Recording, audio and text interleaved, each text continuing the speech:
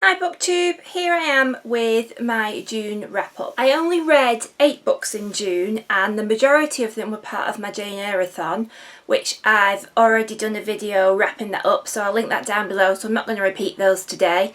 So I'm just going to do the 3 other books that I read in June, so it should be a pretty quick one. The first book I read is Dumpling, and this is by Julie Murphy. And that's like the fabulous picture on the front, and then on the back. And this isn't necessarily what I expected it to be. It's probably, I would say, it's a YA book, and it's all about a small town in Texas, and the biggest event that they have in that town is it's like a beauty pageant, and it's sort of always expected that the beautiful, slim, sporty cheerleader type girls go in.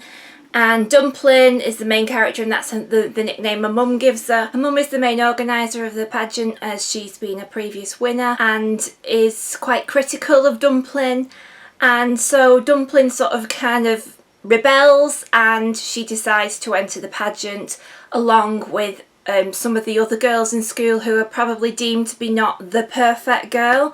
So it's got sort of feminist undertones in that it's all about standing up for women no matter what, you know, that goes against that stereotypical expectation that women are supposed to be thin and beautiful, and only, you know, that kind of woman can achieve, that is sort of perpetuated through high school and cliques and things like that at school. So I enjoyed it. There's a romance that runs through it as well. It was pretty good.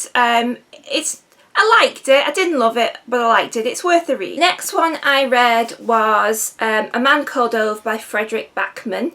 And if you can just see the lovely cover on that, with the lovely little drawings and all the little pictures on it. I loved this. This was a 5-star read for me. It was much better than I expected. It's Fredrik Backman is a Swedish author, so it's set in Sweden, and Ove is forced into early retirement at 59, and he's of that generation where men can't just sit about. He's a tinkerer, he's got to be doing things, he's got to do things right, the right way. And I can't say that huge amounts of plot take place in this book. It's certainly more about Ove and the characters that he gets involved with in his little cul-de-sac where he lives. I think if I tell you too much of the plot, it will give a lot away, but it is so heartwarming, it is lovely. It made me laugh out loud, it made me cry, it made me laugh while I was crying. The cat plays quite a good character in it, so if you're a cat lover, you'll love the cat in it as well.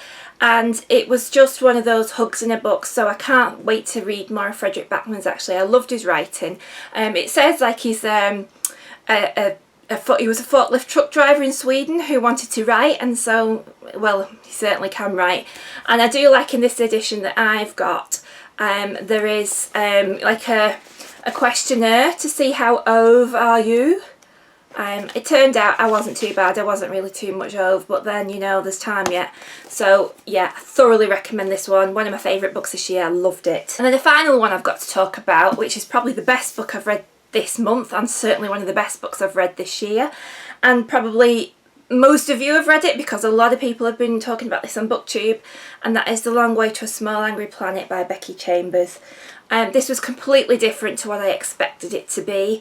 It was almost sort of like little vignettes of adventures and character studies. There was a story running through it, but it's a story set of the crew of the Wayfarer, which is a tunnelling ship which tunnels wormholes through space. It's the camaraderie between the ship's crew. It's the adventures they have when they go to different planets and spaceports, and then there's a story running through it. And I absolutely loved it. The characters were so well drawn and lovely. I just loved them all. I can't wait for the next book in this series to come out in October, which isn't necessarily about the same characters, but peripheral characters that were in this book, so it's an offshoot. Becky Chambers' writing is absolutely charming, and again, I absolutely adored it. I couldn't put it down. I couldn't wait to get back to it. If this is, you know, because I'm quite new to sci-fi, I've read a few sci-fi books, and I have to say that all the ones I've read this year have been brilliant. and so far The Martian was my favourite one this year, but this one is as good as, and maybe possibly better. So yeah, this so far is possibly my favourite book of this year so far. I loved it. So they're the remaining books that I read in June in addition to my Jane Eyre-a-thon. Let me know if you've read any of these and what you think, and I'll speak to you soon. Keep reading. Bye!